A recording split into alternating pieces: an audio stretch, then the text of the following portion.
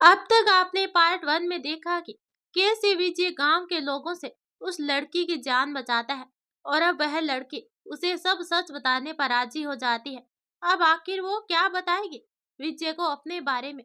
लेकिन उससे पहले एक छोटा सा ब्रेक लेके आपको बता दूं कि आज की कहानी का लाइक टारगेट 120 है। पूरा होते ही कहानी का तीसरा पार्ट आ जाएगा। चलो आगे शुरू करते हैं। वह लड़की बताती है कि साहब मेरा नाम नैना है। मैं इसी शिवपुर गांव के एक गरीब किसान की बेटी हूँ।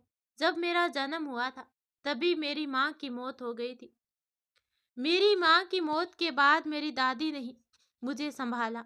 मेरी खुशी के लिए मेरे पिता ने दूसरी शादी कर ली। लेकिन मेरी दूसरी सौतेली माँ मुझसे बिल्कुल प्यार नहीं करती थी और वह मुझ पर जुल्म करती थी। मेरी दादी और मेरे पिताजी ने उसे समझाने की बहुत कोशिश की, लेकिन वह कुछ समझने को तैयार नहीं थी। वह घर का सारा काम करती और ऊपर से अपनी सौतेली माँ के ताने सुनती, लेकिन सब कुछ सहन करके भी मैं कुछ नहीं कहती। धीरे धीरे मैं बड़ी होने लगी। जब मैं 18 की हुई तो मेरे पिता ने मेरा रिश्ता तय कर दिया।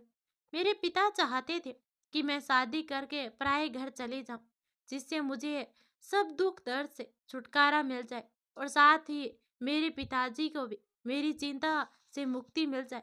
लेकिन मेरी किस्मत ही खराब थी। शादी के दिन सजी संवरी बारात आने का इंतजार कर रही थी। घर में चारों तरफ चहल पहल थी। तभी अचानक खबर आई कि रास्ते में एक भयानक एक्सीडेंट की वजह से मेरे होने वाले पति की मौत हो गई। इस खबर ने पल भर में ही सब कुछ बदल कर रख दिया। जहां शहनाई गूंजने वाली थी वहां हाहाकार मचा हुआ था। मैं और मेरे पिता दोनों ही भूत बने वहीं बैठ गए। हमारे कुछ समझ में नहीं आ रहा था। मेरे पिताजी फूट फूट कर रो पड़े। अपने पिता के गले लगकर मैं भी फूट फूट कर रो पड़ी और अपनी किस्मत को कोस रही थी। गांव के कुछ लोग तो हमसे सहानुभूति जता रहे थे, लेकिन कुछ लोग वही मुझे मनहूस मान रहे थे कि मैं जन्म लेते अपनी माँ को खा गई और शादी से पहले होने वाले दूल्हे को खा गई। पल भर में सब कुछ टूट कर बिखर चुका था। लेकिन मेरी सौतेली माँ को इन सब से कोई मतलब नहीं था। वह तो लगातार ताने देती थी। जले पर नमक छिड़कना तो उसे बखूबी आता था। उसे हमारे दर्द से कोई मतलब नहीं था। मेरे पिता ने मेरे लिए अपने आप को संभाला, लेकिन वह अंदर ही अंदर तिल तिल कर मर रहे थे। इस घटना के बाद अब कोई भी मुझसे शादी करने के लिए तैयार नहीं था और आखिर में एक दिन इसी सदमे की वजह से मेरे पिताजी की मौत हो गई। मेरे पिताजी की मौत का जिम्मेदार भी गांव के लोगों ने मुझे ही ठहराया और मुझे डायन और हत्यारन कहकर पुकारा। मैं खून के घूंट पी कर रह गई। मैं अंदर से बिल्कुल टूट टूट चुकी थी। लेकिन आखिर मैं जाऊं तो कहाँ जाऊं। मेरे पिताजी के मौत के बाद मेरी दादी इस सदमे को बर्दाश्त ना कर सके और हमेशा के लिए खाट पकड़ ले। मेरी मेरी सौतेली माँ तो अब मेरा पहले से भी ज्यादा शोषण करती थी। मेरी सौतेली माँ के गांव के सरपंच मधुर स्वर के साथ संबंध थे। एक बार मैंने दोनों को अकेले में मिलते हुए देख लिया था। मुझे इस तरह अचानक आई देखकर मेरी माँ घबरा गई और हड़बड़ाकर उठ गई और मुझे डांटने लगी। मेरी माँ को ही डर लग रहा था कि कहीं मैं बाहर जाकर उनके बारे में लोगों से न बोल दूं, इसलिए उसने मधुर स्वर के साथ मिलकर लोगों के सामने मुझे बदनाम कर दिया कि मेरे गांव के कई लड़कों के साथ संबंध है। यह सब कुछ देखकर मेरा मन किया कि मैं कहीं जाकर मर जाऊं, लेकिन मेरी दादी मेरे पिताजी के जाने के बाद मुझे देखकर ही जी रही थी, इसलिए मेरी दादी के लिए मुझे जीना पड़ा।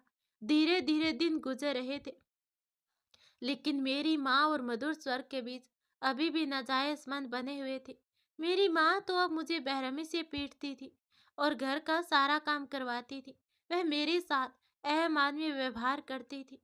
अचानक एक दिन मधुर स्वर जब मेरी माँ से मिलने घर आए तो हमेशा की तरह मैं वहां से उठकर अपनी दादी के पास चली गई, क्योंकि मैं जानती थी कि लोगों से कहने या कुछ करने का कोई फायदा नहीं है, क्योंकि मधुर स्वर पूरे गांव का मुखिया था और किसी की भी इतनी हिम्मत नहीं थी कि मधुर स्वर के सामने कुछ बोल सके।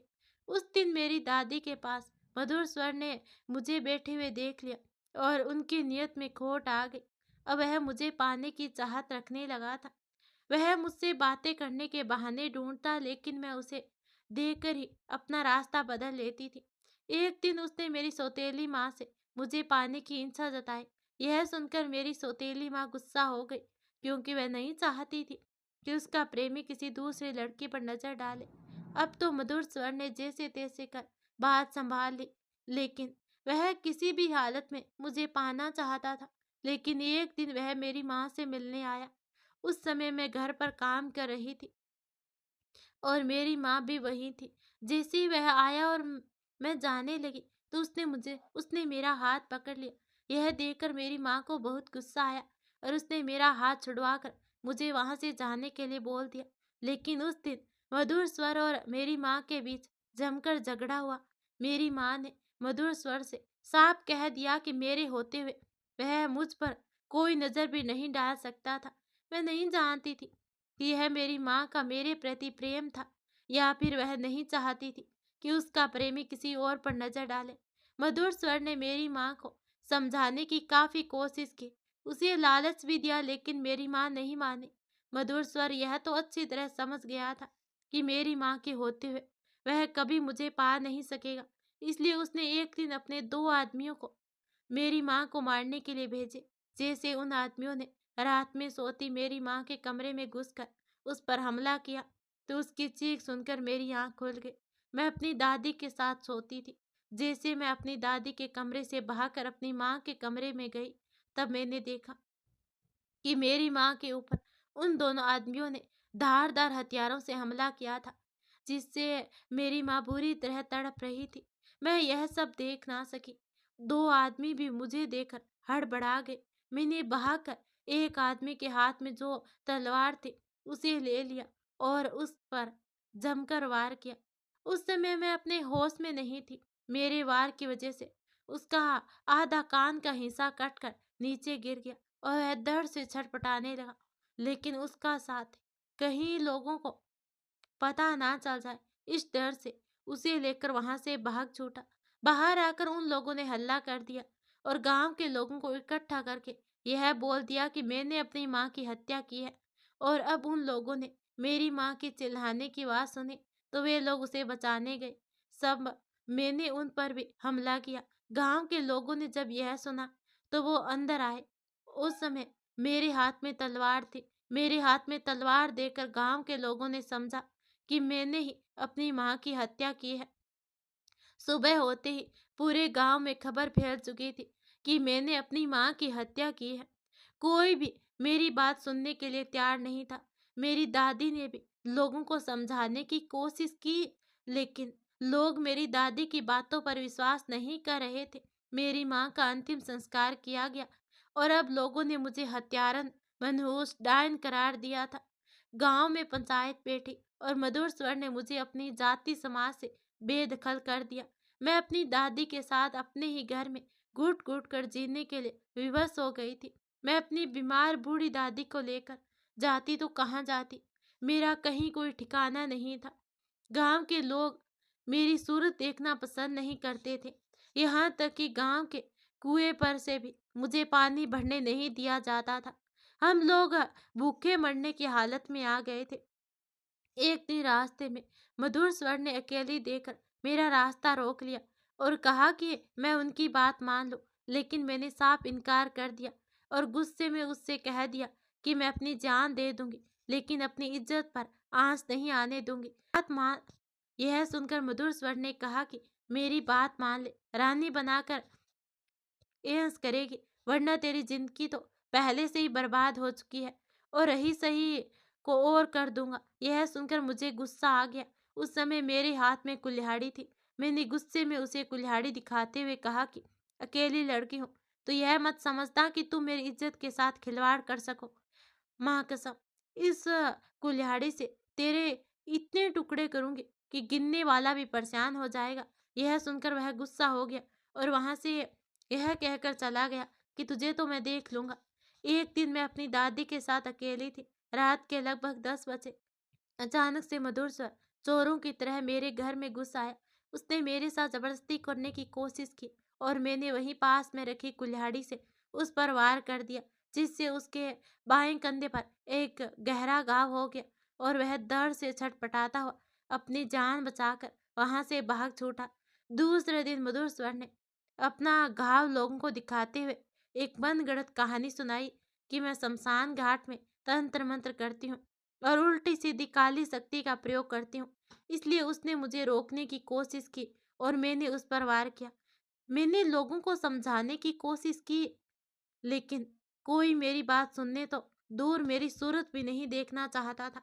मधुर स्वर के कहने पर गांव के लोगों ने गांव में अफवाह फैला दी कि उन्होंने भी मुझे हर अमावस्या की रात शमशान घाट में कुछ तंत्र मंत्र टोटके करते हुए देखा है।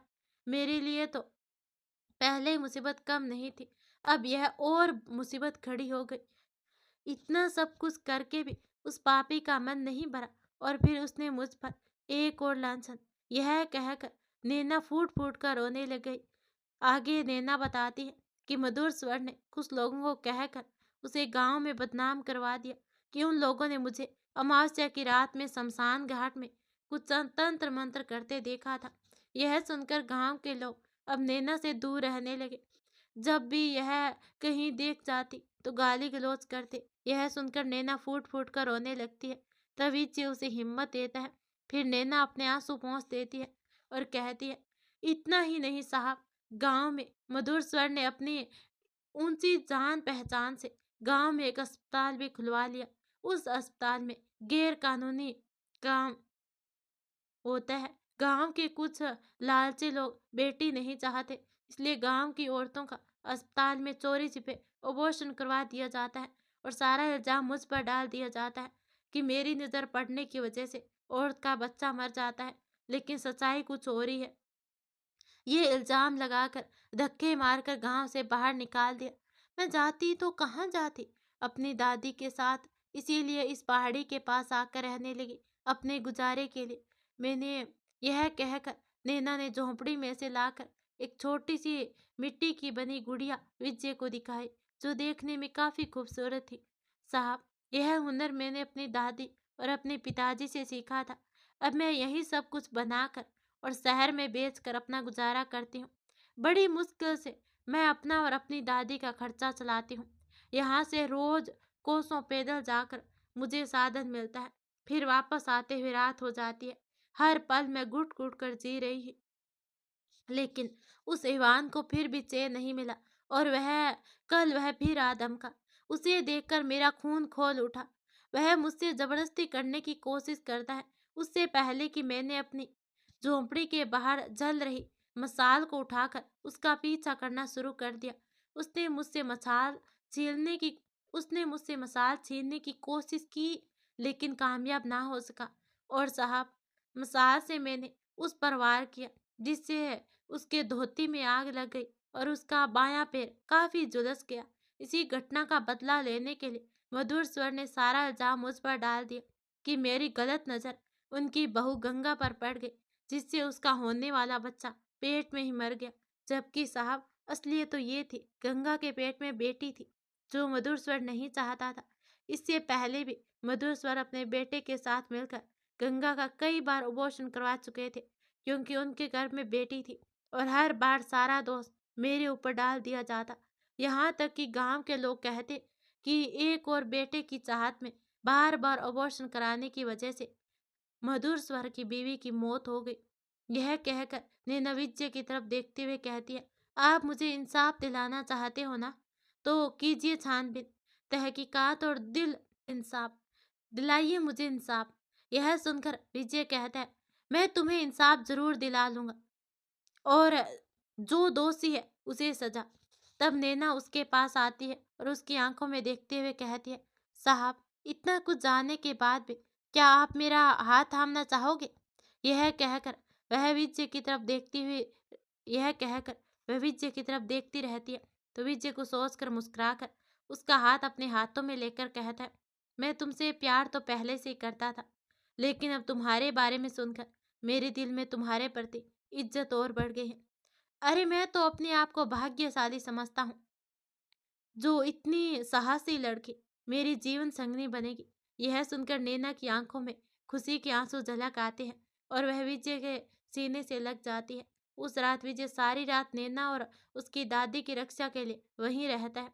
दूसरे दिन विजय नैना और उसकी दादी को लेकर थाने आ जाता है और आगे हेडक्वार्टर लेटर भेजकर इमरजेंसी में जल्दी ही 2 लेडी कांस्टेबल की मांग करता है। उसकी मांग तत्काल मानी जाती है और तुरंत ही 2 लेडी कांस्टेबल को भेज दिया जाता है। फिर विजय अपने ही थाने के पीछे स्थित एक खाली क्वार्टर में नैना और उसकी दादी को लेडी कांस्टेबल के साथ रख देता है और सारे मामले की जांच पड़ताल में लग जाता है। विजय अब इस मामले की जांच पड़ताल शुरू कर देता है, लेकिन वह नहीं चाहता कि किसी को भी पता चले कि इस मामले की जांच चल रही है। इसलिए वह अपने सारे स्टाफ को इकट्ठा करता है और उनसे कहता है कि थाने के बाहर और स्टाफ से बाहर यह बात किसी के कानों तक नहीं पहुंचनी चाहिए, क्योंकि अगर यह बात बाहर गई हो तो हो सकता है गुनहगार अपने आप को बचाने का कोई ना कोई रास्ता खोज ले। इससे पहले विजय अपना वेश बदलकर मधुर स्वर के घर जाता है। उसके इस वेश में उसे कोई भी पहचान नहीं सकता था। उसने बिल्कुल ही ग्रामीण कपड़े पहने थे और साथ में नकली दाढ़ी मुझे लगा रखी थी। अपने घर आए देखकर मधुर स्वर कहता है कि "कि- कि- कु- तुम कौन हो?" तभी उसका जो बगल में चमचा था वह कहता है, "सरपंच जी कह रहे हैं कि कौन हो?" यह सुनकर अपने बेस बदले हुए वेश में विजय कहता है कि मेरा नाम रामनाथ है और मैं यहीं पास के गांव हीरापुर का हूँ। यह सुनकर मधुर स्वर कहता है, लेकिन अ, हमें तो हीरापुर के अधिकतर गांव के व्यक्ति को जानते हैं। हम तो तुम्हें पहली बार देख रहे हैं।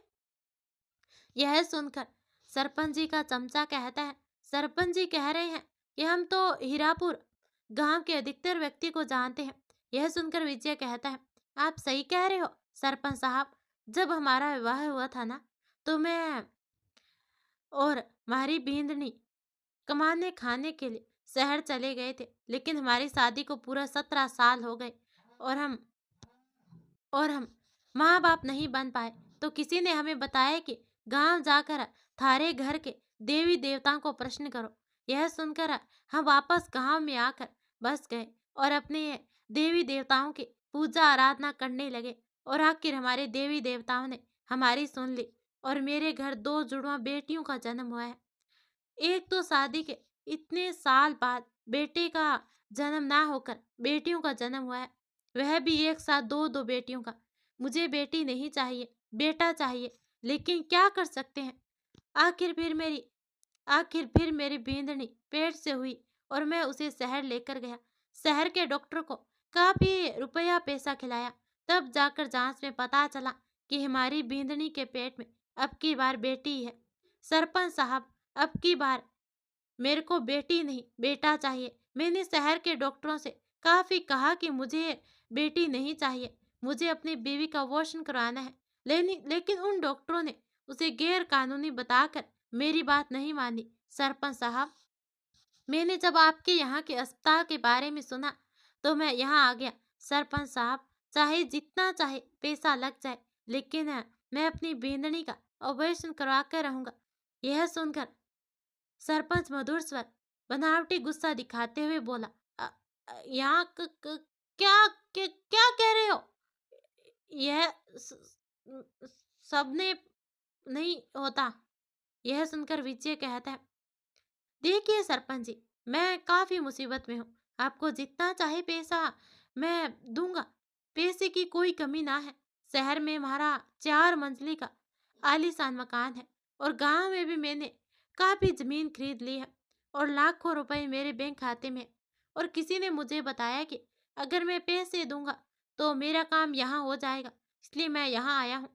आप एक बार अपना मुंह खोलकर और अपने डॉक्टरों से बात कर यह बता दीजिए कि आप सबको कितना रुपया चाहिए, लेकिन मारे को यह बेटा नहीं, लेकिन मारे को ये बेटी नहीं चाहिए। यह सुनकर मधुर स्वर के चेहरे पर चमक आ गई और कहते हैं, ना लालच बुरी बला होती है। तब मधुर स्वर को सोचकर धीरे से उसके पास जाकर बोलते हैं, देखो वो वह भैया, ए, अगर तू कह रहा है तो फिर ठीक है। लेकिन यह यह बात किसी को मालूम नहीं होनी चाहिए। तब विजय कहता, यह आप कैसी बातें कर रहे हो सरपंच साहब? अरे भला मुझे लोगों को यह बात पता करवा कर अपनी बदनामी थोड़ी ना करवाना चाहता हूँ। आप तो बस रुपए पैसे और यहाँ की फीस बताइए। यह सुनकर मधुर स्वर कहता है, देखो भाया, हमें अगर दे देना चाहते हो तो पूरे 3 लाख। यह सुनकर विजय उसकी तरफ देखते हुए कहता है, 3 लाख? तब मधुर स्वर ने कहा, हाँ, अगर मंजूर है। हम तो औरों से 5 लाख ले रहे हैं, तो लेकिन थारे से मात्र 3 लाख ही मांग रहे हैं। यह सुनकर विजय मुस्कुराते हुए कहता है, अरे मैं तो ये कह रहा हूँ कि 3 लाख हमारे लिए कौन सी बड़ी बात है। कल मैं हमारी बींदनी को लेकर अस्पताल आ जाऊंगा। आप लोग अस्पताल में ही मिल जाना, तब आपको सारे रुपए दे दूंगा। फिर कुछ देर चुप रहकर सोच कर विजय कहता है, लेकिन एक दिक्कत है सरपंच साहब। यह सुनकर मधुर स्वर कहता है, कैसी दिक्कत? तो विजय कहता है कि हमारी बींदनी 5 महीने की पेट से है और गांव में सबको पता है कि मेरी बीवी माँ बनने वाली है और मेरी बीवी को कोई परेशानी भी नहीं है। अगर ऐसे में हमारी बीवी का ऑपरेशन करवा लूंगा तो लोगों से क्या बोलूंगा? यह सुनकर मधुर स्वर मुस्कुराते हुए कहता है, अरे आप चिंता मत करो, इसका भी उपाय है हमारे पास। यह सुनकर विजय कहता है, मैं कुछ समझा नहीं। तब मधुर स्वर कहता है, अरे आप अपने इस शहर की हत्याओं के बारे में सुना होगा। हर बार की तरह इस बार भी हम सारा इल्जाम उस पर डाल देंगे। तभी सरपंच का बेटा वहां जाता है और कहता है, हाँ पिताजी सही कह रहे हैं, तुम इस बात की चिंता मत करो, बस पैसे दो और अपनी बीवी का अबॉर्शन करवा दो। उसके बाद हम सारा इल्जाम उस हत्यारन पर डाल देंगे और तुम अपने गांव जाकर कह देना कि मैं अपनी बीवी को दिखाने शिवपुर गांव गया था।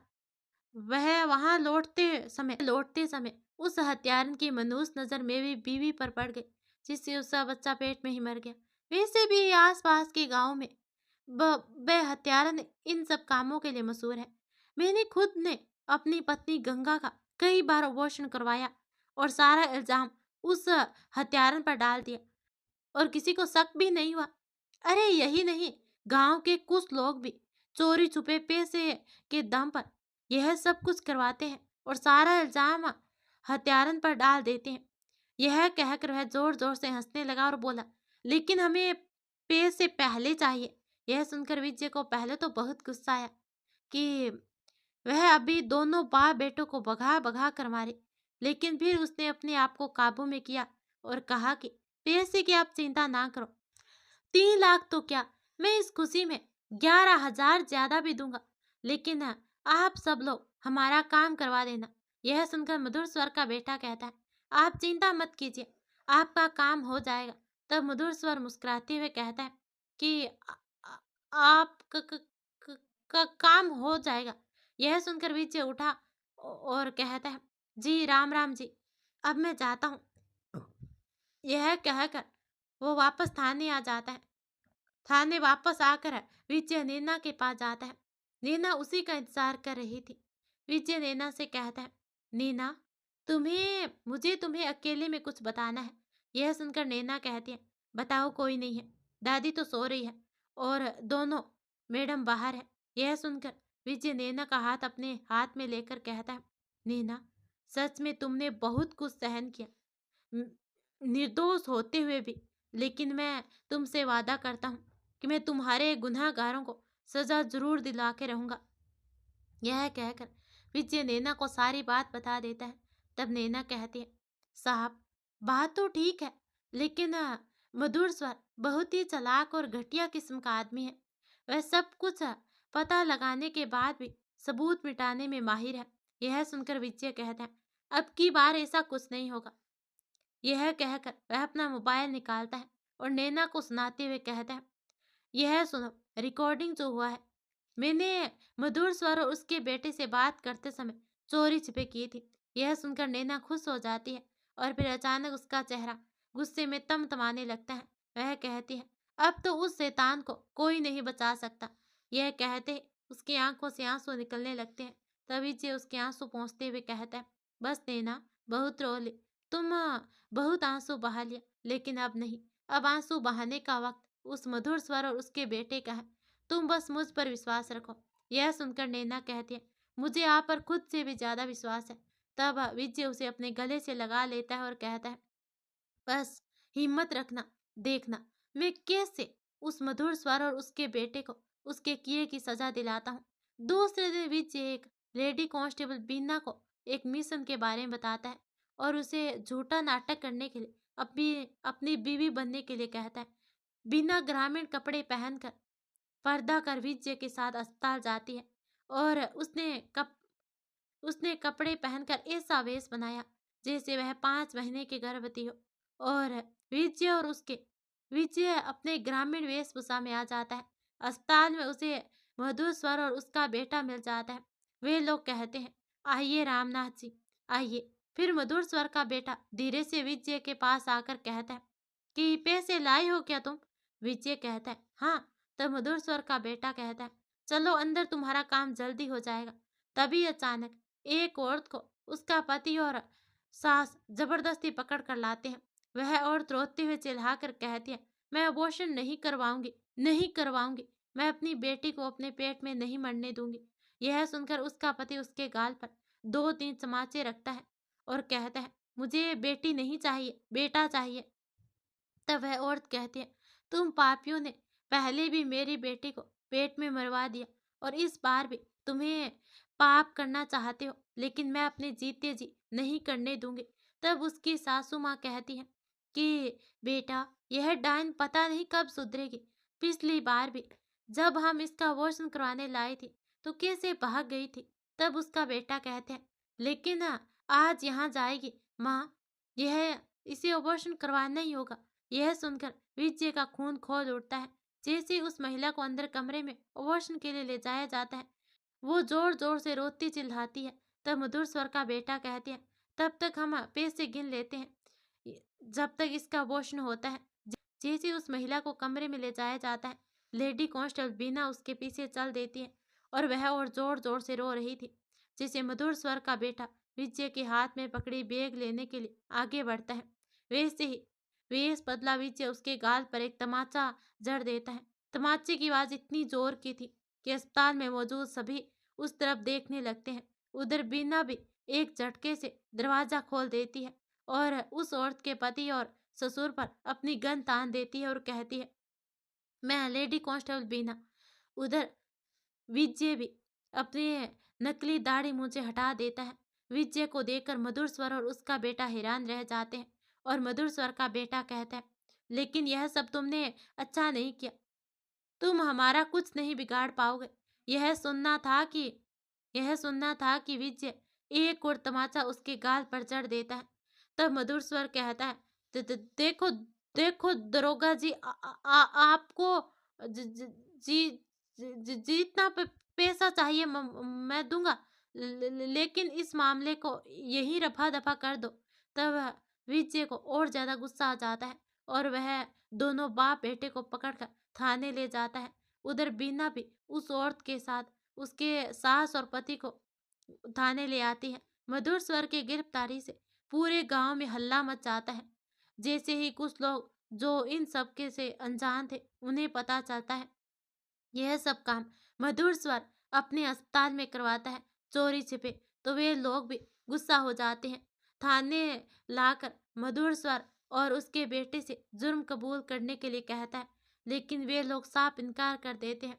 तभी जे श्याम और विन्य की तरफ इशारा करते हैं।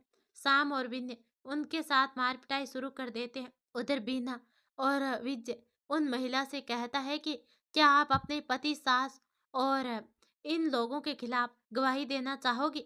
यह सुनकर महिला थोड़ी देर तो चुप रही, तब बीना कहती है, देखो, अगर तुम इन लोगों को सजा नहीं दिलवाओगे ना, तो तुम्हारी बेटी जो तुम्हारे पेट में पल रही है, वह इस दुनिया में आने से पहले ही चली जाएगी। यह सुनकर वह औरत रोते हुए कहती है, मुझे अपनी बेटी चाहिए और मैं इन सब लोगों को सजा दिलवाने में आपकी मदद करूंगी।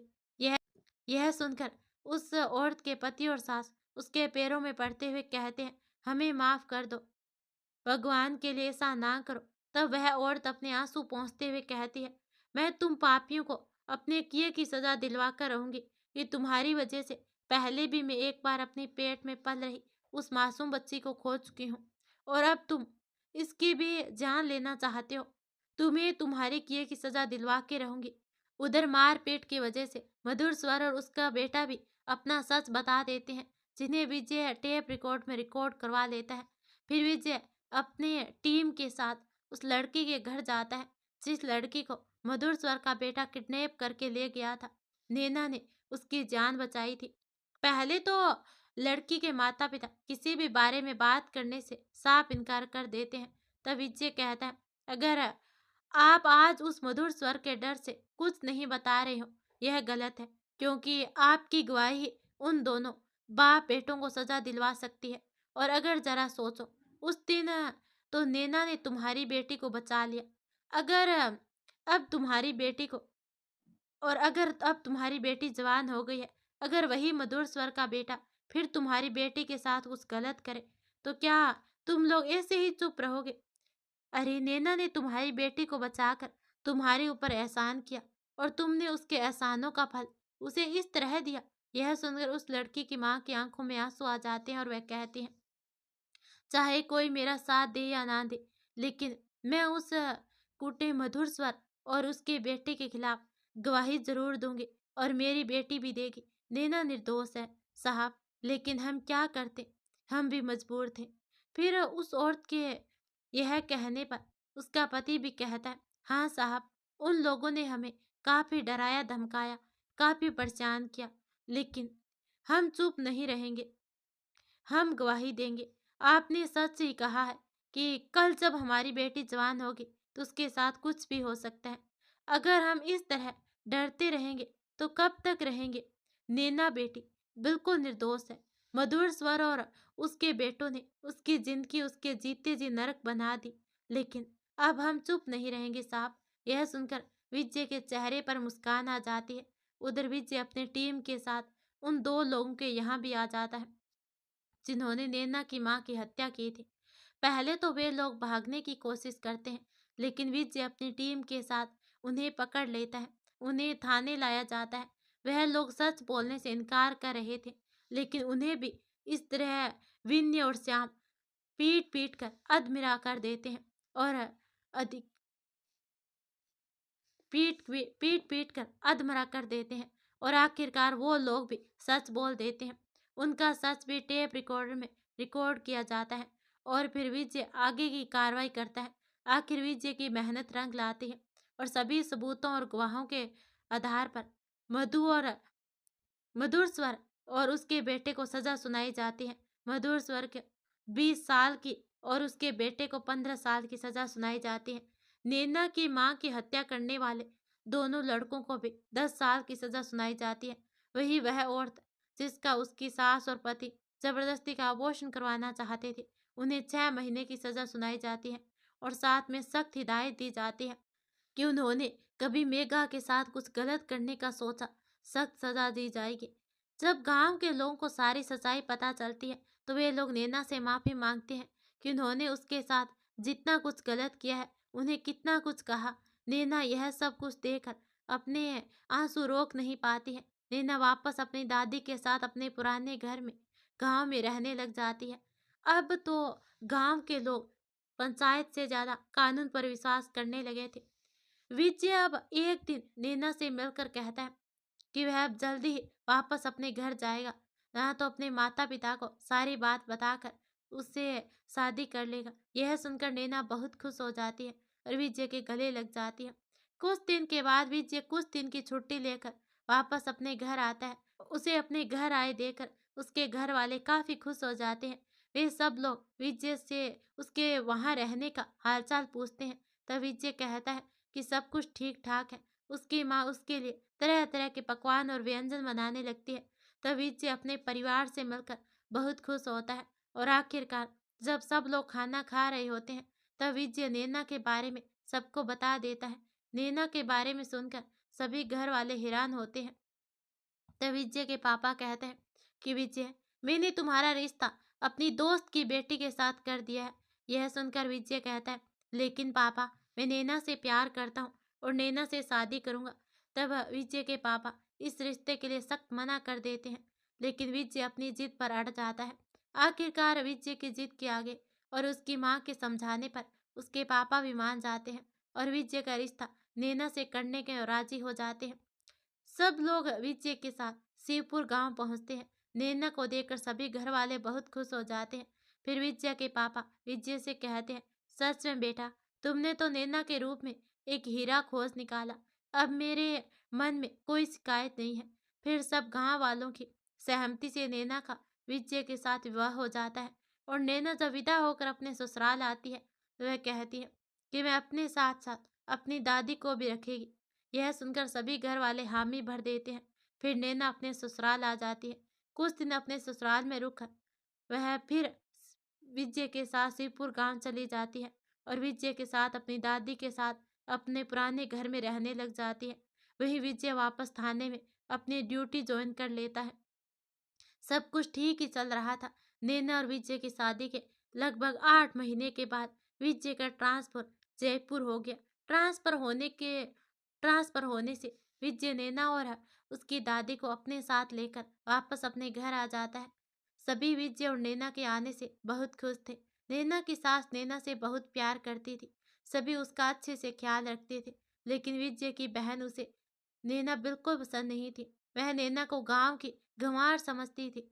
उसे अच्छे से बात भी नहीं करती थी। लेकिन नैना उसकी बात पर कोई ध्यान नहीं देती थी। वह उसे अपनी छोटी बहन की तरह समझती थी और उसका अच्छे से ख्याल रखती थी। बात बात पर विजय की बहन नैना को उल्टा सीधा कहती थी। इससे विजय की माँ ने कई बार उसे समझाया, लेकिन वह समझने को तैयार नहीं थी। उल्टा अपनी माँ को ही कहने लगती कि आप पर तो मम्मा इस गांव की गंवार ने जादू कर दिया है। इसे कुछ आता जाता तो नहीं है। आप लोग सभी चाहे इसे अपनी बहू मान लो, लेकिन मैं इस गांव की गंवार को कभी अपनी भाभी नहीं मानूंगी। यह यह सुनकर नैना की सास को काफी दुख होता है। तब नैना कहती है, कोई बात नहीं माँ जी, सब कुछ ठीक हो जाएगा। वह भी बच्ची ही तो है। विजय का छोटा भाई आकाश नैना को बहुत आदर सम्मान देता था। नैना भी बिल्कुल उसे अपने छोटे भाई की तरह समझती थी। विजय के पापा भी नैना को अपनी सगी बेटी से भी बढ़कर चाहते थे। नैना इतना अच्छा परिवार पाकर बहुत खुश थी। कभी कभी उसकी आंखों से आंसू के आंसू झलक पड़ते कि बचपन से वह प्यार के लिए तरसी थी। शायद भगवान ने अब उसकी सुन ली। विजय तो नैना पर जान छिड़कता था। एक दिन जब विजय की बहन नैना से उल्टा सीधा कह रही थी, तो विजय ने उसे गुस्से में डांट दिया, जिससे वह मुंह फुलाकर अपने कमरे में चली गई। उस दिन उसने खाना भी नहीं खाया। सभी ने उसे खाना खाने के लिए मनाया, लेकिन आखिरकार वह नहीं आए। तब नैना ने विजय से कहा कि विजय, वह मासूम और नादान, तुम्हें इस तरह से उसे डांटना नहीं चाहिए। जाओ उसे बुलाकर लाओ। तब विजय बोला, नहीं नहीं नैना, मानता हूँ कि मेरी बहन है, लेकिन अगर आज उसे नहीं टोकता तो उसकी आदत में सुधार आने की बजाय उसकी आदत और बिगड़ जाती, और मैं कभी भी बेवजह तुम्हारी बेइज्जती बर्दाश्त नहीं कर सकता। यह सुनकर विजय कमरे में चला जाता है। तब नैना उसे मनाने के लिए गई, लेकिन उसने उल्टा सीधा कहकर नैना को भी वहां से वापस भेज दिया। इस तरह से दिन गुजरते रहे। एक दिन घर का सारा काम करके जैसे नैना अपने कमरे में जाने लगी, उसका मन हुआ कि वह छत पर जाकर कुछ देर टहल आए, जिससे खुली हवा मिलने से उसे सुकून मिलेगा। यह सोचकर वह जैसे ऊपर गई, तो उसने वहां कुछ ऐसा देखा कि वह हैरान रह गई। आखिर आखिर ऐसा क्या देखा था नैना ने, जिसकी वजह से वो हैरान हो गई? ये जानने के लिए कहानी का अगला पार्ट जरूर देखना, और हाँ, लाइक जरूर कर देना। धन्यवाद।